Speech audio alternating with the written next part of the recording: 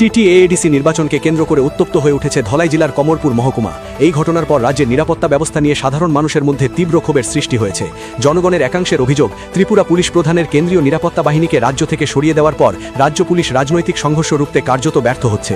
বিশেষ করে জনজাতি অধিষ্ঠিত এলাকাগুলোতে পরিস্থিতি ভয়াবহ রূপ নিলেও টিএসআর বাহিনী অনেক ক্ষেত্রে নীরব দর্শক হিসাবে ভূমিকা পালন করছে বলে দাবি উঠেছে। জনগণের মতে টিএসআর বাহিনী ভিন রাজ্যে সুনামের সাথে কাজ করলেও নিজ রাজ্যে বিফল। এদিকে বুধবার কমলপুরের পশ্চিম লাম্মুটরা এলাকায় এক ভয়াবহ সংঘর্ষের ঘটনা ঘটেছে। এই ঘটনায় এক মহিলা পুলিশ কনস্টেবল এবং মহকুমা পুলিশ আধিকারিক সহ 12 জন টিএসআর কর্মী গুরুতরভাবে আহত হয়েছেন। আহতদের বর্তমানে কমলপুর বিমল সিনহা মেমোরিয়াল হাসপাতালে চিকিৎসা দেওয়া হচ্ছে। ঘটনার বিবরণে জানা গেছে, এদিন তিপ্রামথা দলের কর্মী সমর্থকরা পশ্চিম লাম্বুছড়া এলাকায় ব্যাপক সড়ক অবরোধ শুরু করে। খবর পেয়ে কমলপুর থানার পুলিশ এবং টিএসআর জওয়ানরা ঘটনাস্থলে পৌঁছে সড়ক অবরোধ তোলার চেষ্টা করলে পরিস্থিতির অবনতি ঘটে। অভিযোগ উঠেছে, তিপ্রামথা কর্মীরা পুলিশকে লক্ষ্য করে নির্বিচারে ইট পাটকেল ও ঢিল ছুটতে শুরু করে। এই অতর্কিত হামলায় পুলিশ ও টিএসআর বাহিনীর অন্তত 12 জন সদস্য রক্তাক্ত ও জখম হন।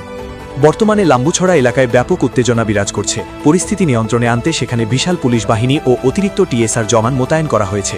এদিকে আসন্ন নির্বাচন অবাধ ও শান্তিপূর্ণ করতে রাজ্য পুলিশের বদলে কেন্দ্রীয় নিরাপত্তা বাহিনী মোতায়েনের প্রয়োজনীয়তা এখন প্রবলভাবে অনুভূত হচ্ছে জনমনে। বর্তমান পরিস্থিতিতে কমলপুর জুড়ে থমথমে ভাব বিরাজ করছে।